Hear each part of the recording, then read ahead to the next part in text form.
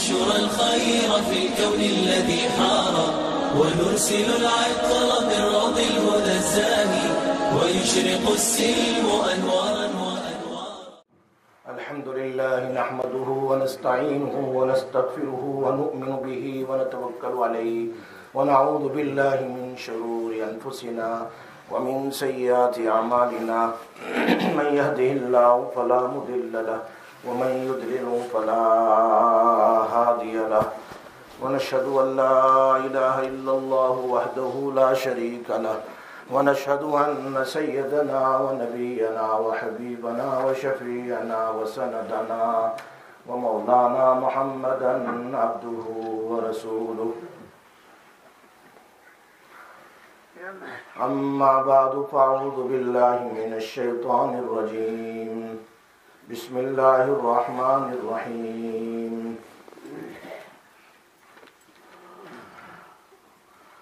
إن مثل عيسى عند الله كمثل آدم خلقه من تراب ثم قال له كن فيكون. صدق الله العظيم وصدق رسول النبي الكريم ونحن على ذلك لمن الشاهدين والشاكرين والحمد لله رب العالمين. اللهم صل على محمد وعلى آل محمد كما صليت على إبراهيم وعلى آل إبراهيم إنك حميد مجيد. اللهم بارك على محمد وعلى آل محمد كما باركت على إبراهيم وعلى آل إبراهيم إنك حميد مجيد. میرے محترم دوستو، بزرگوں، بھائیو، پورے دسمبر کے مہینے میں عام طور پر عیسیٰ علیہ السلام کے بارے میں ہر جگہ لوگ بات کرتے ہیں اور اس کو کرسمس سے مشہور سمجھتے ہیں.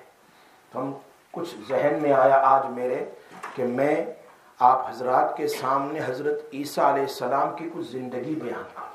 قرآن کیا کہتا ہے؟ احادیث تو بڑی پڑی ہے، ہم آج قرآن سے بات کرتے ہیں.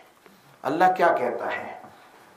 نبی اکرم صلی اللہ علیہ وسلم کے زمانے میں آپ کے سامنے 3 جماعت تھے. ایک مکہ کے مشرکین اور ایک نجران کے نصارہ کرسچنز اور خیبر کے یہود. 3 جماعت آپ کے سامنے تھی، مشرکین اور کرسچن. میرے ساتھ چلنا پڑے گا آپ کو. مکہ کے مشرکین اور نجران کے کرسچنز اور خیبر کے یہود. یہ 3 جماعت تھی. قرآن کریم کے نازل کرنے کا مقصد جہاں اور بھی ہے، وہاں اللہ قرآن میں کہتے ہیں لِتُبَيِّنَ لَهُمُ الَّذِي اخْتَلَفُوا فِيهِ. آئے میرے نبی صلی اللہ علیہ وسلم، آپ پر ہم قرآن کو اتار رہے ہیں. ایک مقصد اس کا یہ ہے کہ ان جماعتوں میں جو اختلاف ہے اس کو آپ قرآن کی روشنی میں واضح کر دیں. صحیح کیا ہے، غلط کیا ہے. اختلفوا الذین اختلفوا فیہ، جس میں یہ لوگ اختلاف کر رہے ہیں، کون کیا کہہ رہا ہے، کون کیا کہہ رہا ہے. جیسے عیسیٰ علیہ السلام کے بارے میں اس کی وضاحت کر دی جائے. مشرکین مکہ کے بارے میں جتنے ان کے برے عقیدے تھے، اللہ پاک نے قرآن کے ذریعے سے ان کی تردید کر دی، ریجیکٹ کر دیا. اور جتنے ٹھیک تھے، صحیح تھے، نبی اکرم صلی اللہ علیہ وسلم نے اس پر عمل کیا. عمل نہیں بلکہ اس کو اور زیادہ مضبوط کیا. جیسے ان کا عقیدہ تھا بتوں کا رکھنا کعبۃ اللہ میں 360، تو یہ 360 بت میں روزانہ ہر معبود کی الگ پوجا کرنا. تو 360 ڈیز میں روزانہ ایک معبود کی پوجا کرنا ہوتا تھا. ایک معبود کو ماننا، پھر دوسرے کو، پھر تیسرے کو، پورا سال اس طرح ہوتا تھا ان کا. قرآن کریم نے ان کی تردید کر دی. نبی اکرم صلی اللہ علیہ وسلم کو بھیجا مکہ فتح مکہ کے وقت اور سب کو ختم کروا دیا. شرک بہت زیادہ پھیل چکا تھا، لیکن وہ اعمال ان کے، وہ عقیدے، جیسے مثال کے طور پر کپڑے پہنے بغیر کعبۃ اللہ کا طواف کرنا. دین میں مرد طواف کرتے تھے، رات میں وداؤٹ کلوتھس عورتیں طواف کرتی تھی. دن میں مرد طواف کرتے تھے، کپڑے نہیں ہوتے تھے. اور ان کی دلیل یہ ہوتی تھی ان کپڑے پہن کر ہم نے گناہ کیا ہے اور وہ کپڑے پہن کر ہم طواف نہیں کر سکتے. جن کپڑوں کو پہن کر ہم نے گناہ کیے ہیں ان کپڑوں کو پہن کر ہم طواف نہیں کر سکتے. بہت آہستہ بول رہے ہیں. طواف نہیں کر سکتے ہیں. ارے بھائی کپڑوں کا کیا قصور ہے؟ کپڑے نے کون سے گناہ کیے؟ گناہ تو بدن نے کیا ہے. گناہ کس نے کیا ہے؟ بدن. لیکن ان کے دماغ میں یہ ایسا گھسا ہوا تھا اس کو نکالنا مشکل تھا. یہ بالکل ایسا ہے جیسے ایک بیٹے نے کہا, باپ نے کہا بھائی تو بھی گریجویٹ ہو گیا, شادی کر لے شادی کر لے. تو اس نے بہت باپ نے فورس کیا تو بیٹے نے کیا کہا, میں دادی کے ساتھ شادی کروں گا. کیا کہہ رہا ہے؟ دادی کے ساتھ. تو باپ نے کہا تجھے شرم نہیں آتی؟ وہ تو میری ماں ہے. دادی تو باپ کی تو ماں ہوئی نا, اس کی دادی ہوئی, وہ تو میری ماں ہے. تو اس نے کہا اس میں کیا ہے, تم نے میری ماں کے ساتھ شادی کی ہے تو میں تمہاری ماں کے ساتھ شادی کروں گا. بات سن میں آئی کہ نہیں آئی؟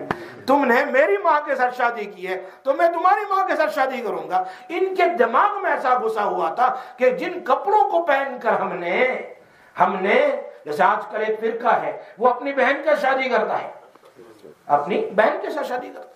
ایسے بے شمار فرقے ہیں دنیا میں. تو ان کے دماغ میں ایسا گھسا ہوا تھا جن کپڑوں کو پہن کر ہم نے گناہ کیا ہے ان کپڑوں کے سر ہم طواف نہیں کر سکتے. تو وہ کپڑے نکال کر کے ننگے طواف کرتے تھے, پھر دوسرے کپڑے پہنتے تھے, پاک ہو گئے. لیکن گناہ تو کپڑوں نے تھوڑا کیا, تمہارے بدن نے کیا ہے. لیکن طواف ایک سب سے افضل عمل تھا, اس عمل کو اللہ پاک نے باقی رکھا. نبی اکرم صلی اللہ علیہ وسلم نے طواف نہیں, طواف کر کے صحابہ کرام کو دکھلایا کہ طواف کس طرح کپڑوں کے ساتھ کیا جاتا ہے, کس طرح کیا جاتا ہے. یہ دکھلایا. سقایت الحاج, حاجیوں کی خدمت کرنا. سٹو پلاتے تھے وہ لوگ. اللہ کے نبی صلی اللہ علیہ وسلم نے حاجیوں کی خدمت کرنے کا حکم دیا اور صحابہ بڑھ چڑھ کر حاجیوں کی خدمت کرتے تھے. جو عقائد ان کے غلط تھے قرآن نے اس کی تردید کر دی, اور جو عقائد ان کے صحیح تھے, صحیح کے مقابل قرآن نے اس کو باقی رکھا اور آج تک چلا آ رہا ہے. بلکہ حضرت عمر فاروق رضی اللہ تعالیٰ عنہ طواف کرتے کرتے حجر اسود پر پہنچے. اللہ مجھے بھی لے جائیں, آپ سب کو لے جائیں, بار بار لے جائیں, ہماری آل و اولاد کو بھی لے جائیں, سارے مسلمانوں کو لے جائیں. جمعہ کا دین آمین کو اللہ تعالیٰ قبول فرما دے. اللہ اپنے گھر کی بار بار زیارت نصیب فرما دے. یاد رکھو جب حجر اسود کے سامنے جاؤ تو اپنے قلب و اطہر کو, دل کو بالکل صاف کر کے استعلام کرنا, صاف کر کے. جی میری بات سن میں آ رہی ہے؟ بالکل صاف ہونا چاہیے, اس لیے کہ جیسے آپ کھڑے رہو گے ویسے ہی وہ ٹھپا لگائے گا. دنیا کے لوگ آپ کے ظاہر کو دیکھتے ہیں اور حجر اسود آپ کے دل کو دیکھتا ہے. اور میری بات سمجھ میں آتی ہے نہیں آتی؟ ہمارے دل میں جو ہوگا وہ اس میں ریکارڈ ہو جائے گا اور قیامت کے دن وہ گواہی دے گا. اس لیے حجر اسود کے سامنے کھڑے ہو کر اپنا دل بالکل صاف ہونا چاہیے, ادھر ادھر نگاہ نہ ہو, حرام کام نہ ہو حجر اسود کو دیکھتے ہوئے, ورنہ وہی ٹھپا لگ جائے گا. جیسے آدمی کھڑا ہوتا ہے کانچ شیشے کے سامنے تو اس کو جیسا وہ ہے ایسا ہی نظر آتا ہے, تو جیسا ہوگا دل ویسا ہی اس میں اترے گا. تو حضرت عمر فاروق رضی اللہ تعالیٰ طواف کرتے کرتے کہاں پہنچے؟ حجر اسود کے پاس. تو پہلے بوسہ دینے سے پہلے کہا سن تو پتھر ہے. کیا کہا؟ تو پتھر ہے, تو نہ نفع پہنچا سکتا ہے نہ نقصان, لیکن میں تجھے بوسہ اس لیے دیتا ہوں کہ میرے آقا جناب محمد رسول اللہ صلی اللہ علیہ وسلم نے تجھے بوسہ دیا ہے, اس سنت کو ادا کرنے کے لیے میں تجھے کیا ہے بوسہ دیتا ہوں. کیونکہ اس زمانے میں شرک بہت عام تھا لوگوں کے دل میں, یہ چونکہ وہ بت بناتے تھے پتھروں کے, اس کی پوجا کرتے تھے. حضرت عمر فاروق بہت ہی جلیل القدر صحابی ایسی چیزوں کو ختم فرماتے تھے تاکہ دل سے شرک کمپلیٹلی نکل جائے. اس کا یہ مطلب نہیں کہ ان کے دل میں حجر اسود کا احترام نہیں تھا, لوگوں کو بتلانے کے لیے کہ شرک کبھی نہ کرنا, سارے گناہ اللہ معاف کر دیں گے. ان اللہ لا یغفر ان یشرک, شرک گناہ بالکل اللہ معاف نہیں کرے گا. اللہ ہم سب کی حفاظت فرمائے. خیر جو تھا, جو ان کے عقیدے گندے تھے، قرآن نے رد کر دیا جو صحیح تھے۔ مجھے آگے چلنا ہے چونکہ بات بہت لمبی ہو جائے گی۔ آگے حضرت عیسیٰ علیہ السلام یعنی دوسرا گروپ تھا یہودیوں کا۔ یہودیوں کا عقیدہ یہ تھا کہ ہم نے عیسیٰ علیہ السلام کو قتل کر دیا۔ قرآن میں اس کا ذکر میں نہیں کہہ رہا ہوں، انا قتلنا المسیح، اور جملہ بھی ایسا ہے انا، یقین کے ساتھ کہہ رہے ہیں کہ ہم نے عیسیٰ علیہ السلام کو کیا کہہ رہے ہیں وہ لوگ؟ ان کا کیا عقیدہ ہے؟ ہم نے عیسیٰ علیہ السلام کو کیا کر دیا؟ میرے ساتھ بولو بھائی، ابھی سونے کا وقت نہیں ہے، جاگنے کا وقت ہے۔ انا قتلنا المسیح، ہم نے عیسیٰ علیہ السلام کو، قرآن نے اتنا ہی یقین کے ساتھ ان کو جواب دیا، وما قتلوہ یقینا، یقین کے ساتھ تم نے قتل نہیں کیا۔ قرآن جواب دے رہا ہے انا قتلنا المسیح، یہ ان کا جملہ ہے۔ قرآن کہتا ہے وما قتلوہ یقینا، یقین کے ساتھ اللہ کہہ رہا ہے تم نے قتل، اللہ کو کہنے کی ضرورت نہیں، لیکن میرے اور آپ کے دماغ میں بٹھانے کے لیے اللہ یہ جملہ استعمال فرماتا ہے، یقین کے ساتھ۔ دوسرا عقیدہ ان کا یہ تھا وقالت، تو قرآن نے اس کو بھی رد کر دیا بالکل اچھے انداز میں۔ The second sentence mentioned in the Quran کہ وہ کیا کہتے تھے یہود، وقالت الیہود عزیر ابن اللہ، وہ کیا کہتے تھے کہ عزیر علیہ السلام اللہ کے بیٹے ہیں۔ قرآن کہہ رہا ہے، میں نہیں کہہ رہا، قرآن ان کا عقیدہ تھا کہ عزیر علیہ السلام اللہ کے بیٹے ہیں۔ اللہ پاک نے قرآن میں ایک جگہ فرمایا، سورہ مریم میں فرمایا تقاد السماوات یتفطرن منہ وتنشق الارض، کیا کہہ رہے ہیں قرآن کریم؟ ان لوگوں نے اللہ کے ساتھ بیٹا کو شریک کیا، یعنی عزیر کو بیٹا بنایا ہے۔ قریب ہے کہ ان کا جملہ اتنا خطرناک ہے کہ آسمان زمین پھٹ جائے، اتنا خطرناک۔ اللہ کو شرک بالکل پسند نہیں۔ فرمایا میرے ساتھ قل هو اللہ احد اللہ لم یلد ولم یکن لہ، دل کے ساتھ کہو اللہ کے ساتھ کوئی شریک۔ جمعہ کا وقت ہے، اللہ ہمیں مشرکین سے بچائے اور ایمان کے اوپر باقی رکھے اور توحید پر موت بھی نصیب فرمائے۔ یہ ان کا سینٹنس کیا کہتے ہیں؟ وقالت الیہود عزیر ابن اللہ۔ تیسرا ان کا عقیدہ تھا، وہ تیسرا عقیدہ وہ کیا ہے؟ بہتان عظیمہ، حضرت مریم علیہ السلام پر زنا کی تہمت لگائی۔ ان کا تیسرا عقیدہ کیا ہے بھائی جی؟ حضرت مریم علیہ السلام پر زنا کی بہتان عظیمہ، دے اکیوز حضرت مریم علیہ السلام کو۔ اللہ اس کے جواب میں کہتے ہیں وَطَهَّرَكِ وَاسْتَفَاكِ عَلَى نِسَاءِ الْعَالَمِينَ، تم مریم علیہ السلام پر تہمت لگاتے ہو، میں تمہاری بات کو رد کرتا ہوں اور کہتا ہوں کہ وَطَهَّرَكِ وَاسْتَفَاكِ، کہ مریم علیہ السلام جیسی پاک باز، یعنی وہ دنیا میں ساری عورتوں میں سب سے زیادہ پاکیزہ تھی، وَطَهَّرَكِ، اور اللہ نے اس کو چنا ہے، وَاسْتَفَاكِ، پاک باز عورت، اللہ قرآن میں کہہ رہے ہیں۔ یہ ان کا جو عقیدہ تھا، ان کی تردید قرآن نے کر دی۔ آگے شارٹ کٹ کر رہا ہوں میں، آگے جو عقائد ہے وہ عیسائیوں کے، جو نجران کے نبی اکرم صلی اللہ علیہ وسلم کے زمانے میں بھی باقاعدہ نجران کے کرسچن کیس لے کر آئے، اللہ کے نبی صلی اللہ علیہ وسلم کے سامنے آ کر کہا یا رسول اللہ صلی اللہ علیہ وسلم، عیسیٰ علیہ السلام کے بارے میں آپ کا کیا خیال ہے؟ بغیر باپ کے پیدا ہوئے؟ فرمایا ہاں بغیر باپ کے پیدا ہوئے۔ کیا فرمایا؟ ہاں بغیر باپ کے۔ تو ان لوگوں نے کہا تب تو یہ ہوا کہ ان کا باپ نہیں تھا تو ان کا باپ اللہ ہے، وہ یوں کہنے لگے۔ تو حضرت نبی اکرم صلی اللہ علیہ وسلم نے فرمایا او لوگو، تم تو عیسیٰ علیہ السلام کے باپ کے بارے میں دیکھتے ہو، فوراً کہہ رہے ہیں حضرت آدم علیہ السلام کا تو باپ بھی نہیں تھا، ماں بھی نہیں تھی۔ آدم علیہ السلام کا تو پھر تمہارا کیا خیال ہے کہ آدم بھی اللہ کے بیٹے ہوئے؟ آدم علیہ السلام بھی اللہ کے بیٹے ہوئے، تمہارا کیا خیال ہے؟ پھر اللہ کے رسول صلی اللہ علیہ وسلم نے ان کو دوسرا جواب دیا، تمہیں پتا ہے کہ بیٹا اپنے ماں باپ کی شکل و صورت میں ہوتا ہے، باپ کے مشابہ ہوتا ہے بیٹا، تو کیا تمہارا خیال یہ ہے کہ عیسیٰ علیہ السلام کی شکل اللہ جیسی ہے؟ بتاؤ۔ خاموش ہو گئے۔ پھر نبی اکرم صلی اللہ علیہ وسلم نے فرمایا کہ دیکھو، تمہارا خیال یہ ہے کہ حضرت عیسیٰ علیہ السلام کی موت آئے گی۔ ظاہری بات ہے، موت آنے والی ہے۔ اللہ ایک ایسی ذات ہے جو حی قیوم ہے، ہمیشہ سے ہے، ہمیشہ رہے گا۔ اس کی موت ہونے والی، اللہ کی موت ہونے والی، وہ کیا ہے؟ حی قیوم ہے، ہمیشہ سے ہے، ہمیشہ رہے گا۔ تو کیا تمہارا خیال یہ؟ اللہ کے نبی نے انہیں کہا سیاتی علیہ الفنا، ان قریب حضرت عیسیٰ علیہ السلام دنیا میں آئیں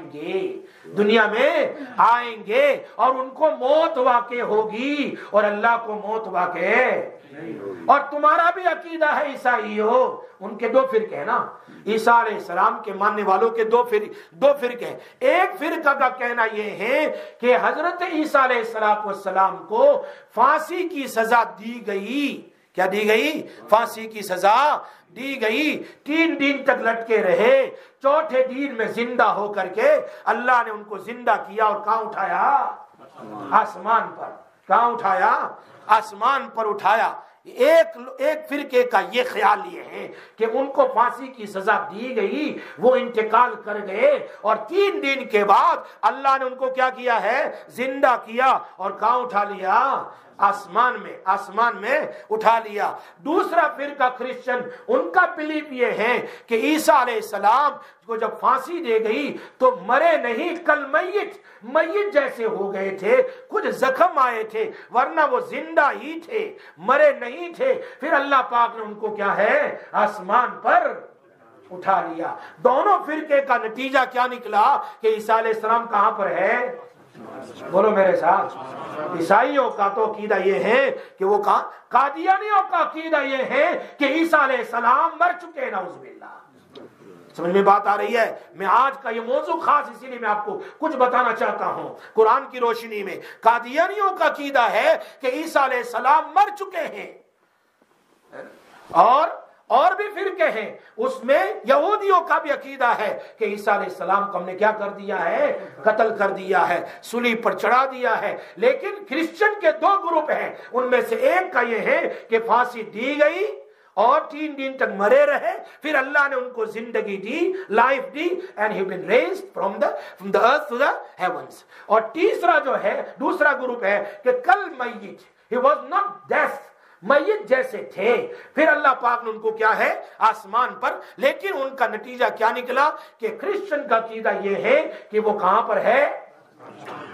آسمان میں ہے۔ ارے میری بات سمجھ میں آ رہی ہے؟ اللہ پاک نے، اور اوپر سے ان کا عقیدہ یہ ہے کہ ان کو پھانسی دی گئی، چاہے کل میت کی طرح ہو گئے ہو، چاہے 3 دن مر چکے ہو، لیکن ان کو پھانسی دی گئی اور اس پھانسی کی وجہ سے ہم سب کے گناہ کو انہوں نے معاف کروا دیا۔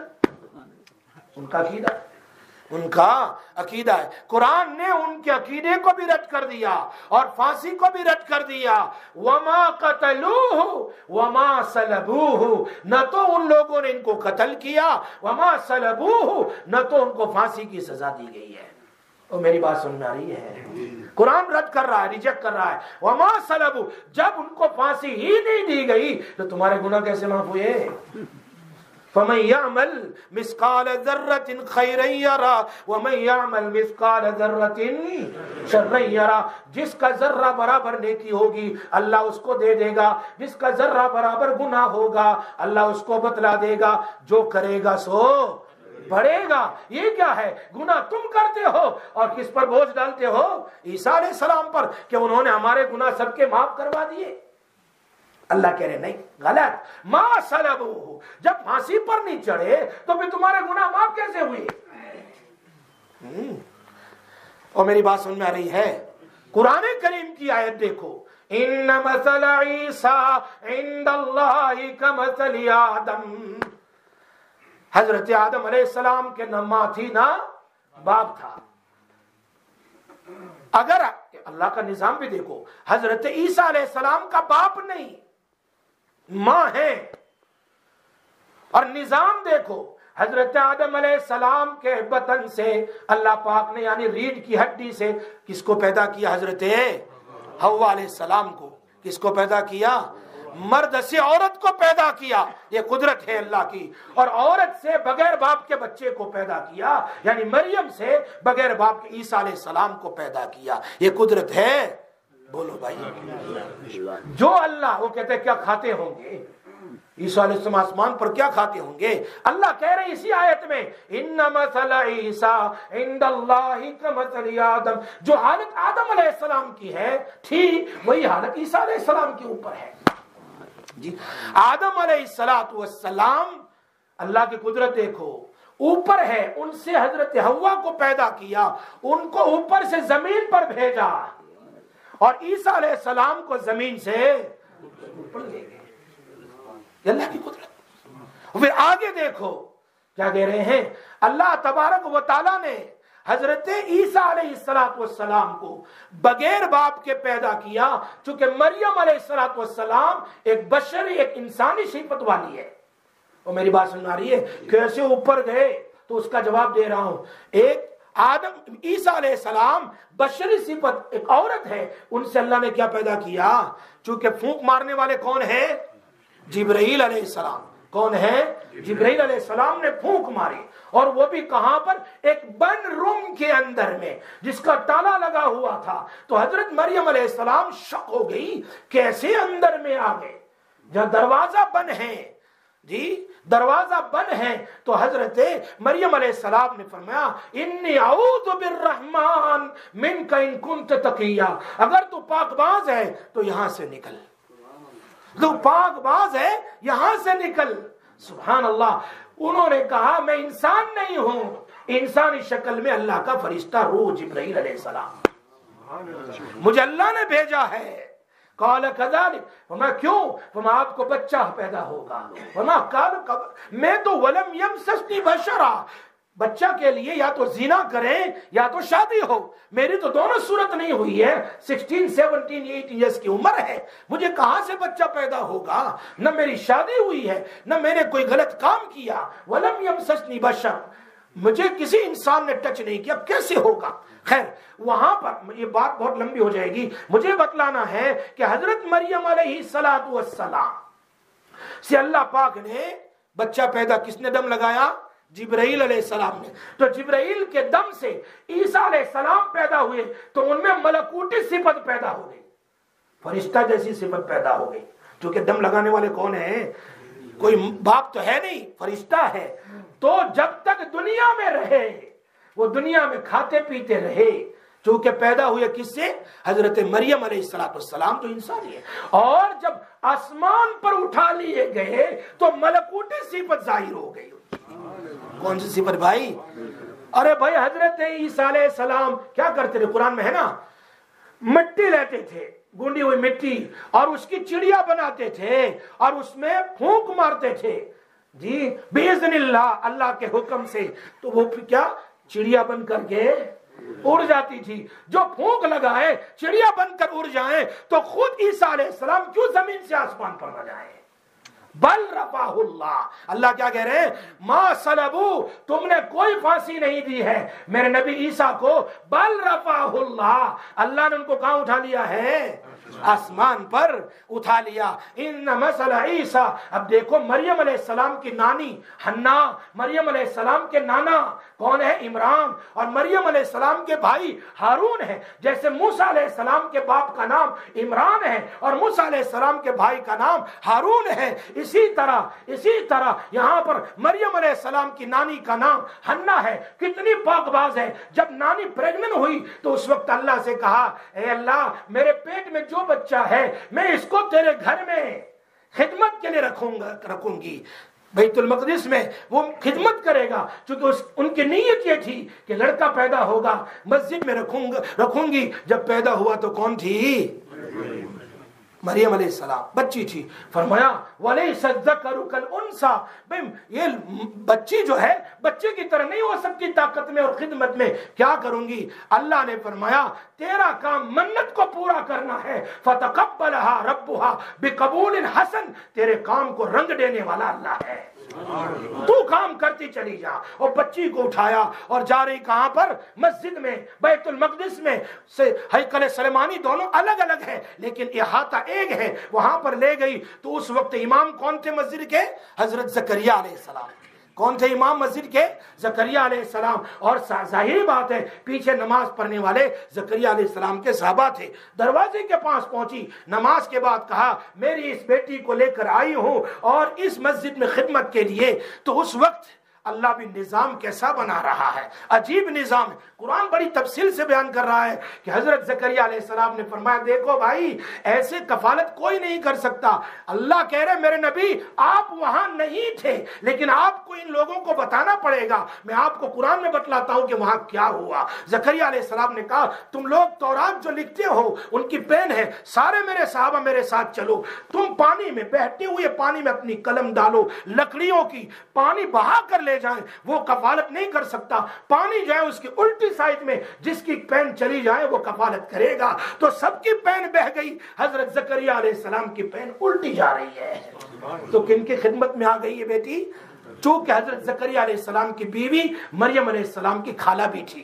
تو خالہ کے گھر پر مریم علیہ السلام کا اب یہ پورا واقعہ، لیکن وقت نہیں ہے، وقت ہوتا تو میں بالتفصیل بتاتا کہ یہ حضرت عیسیٰ علیہ السلام چوٹے آسمان پر پھر دنیا میں تشریف لائیں گے. اللہ پاک ہم سب کو صحیح سمجھ نصیب فرمائے. عیسیٰ علیہ السلام is alive and on the heaven and is going to come before the Qiyamah and he is going to rule regulation according to the Sharia of Muhammad sallallahu alaihi wasallam. And he is going to die, going to get married, will get children, and he will die, going to bury next to the Prophet sallallahu alaihi wasallam in Masjid Nabawi. Allah Pak amal ki tawfiq ata farmaye.